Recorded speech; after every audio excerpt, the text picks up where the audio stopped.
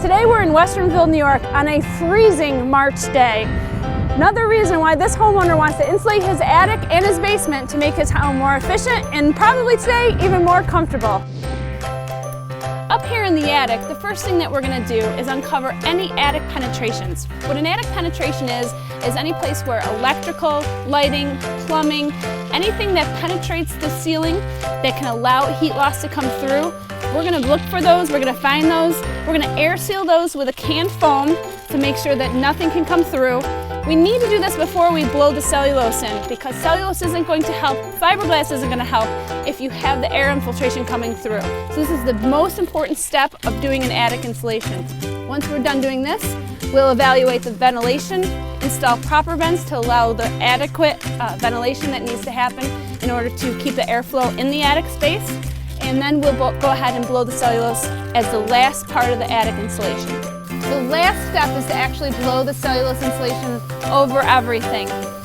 The cellulose is put into a hopper, chopped up in the hopper, and processed through the hose to reach any part of an attic.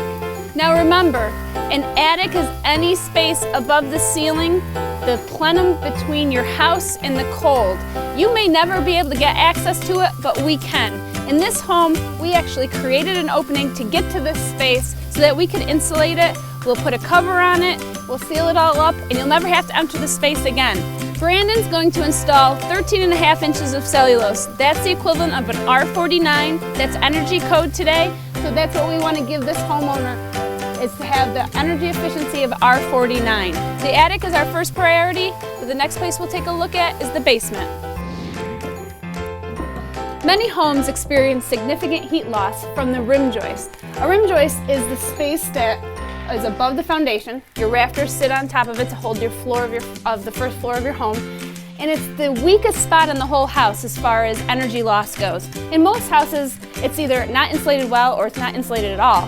And in a case where you have block wall, you have the air infiltration through the hollow parts of the block that infiltrate up as well. So this is a spot we really want to concentrate on.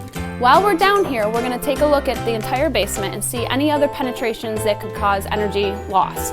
We're going to look at the basement ceiling, any penetrations that go into the first floor. We're going to look at the walls as well, any doors, windows, anything that's penetrating outside that could allow the heat loss to get out and cold air to come in. And we'll take care of air sealing those as well. Once we've completed all the insulation of the rim joist and the air sealing of the basement, we'll complete the project by cleaning up all the mess that we've made, and your house will be as clean as it was, if not better, before we got there. This homeowner can expect to save at least 40% on their energy bills, not to mention how much more comfortable they'll be. If you think you have insulation needs, give Standard Insulating a call, 738-1424.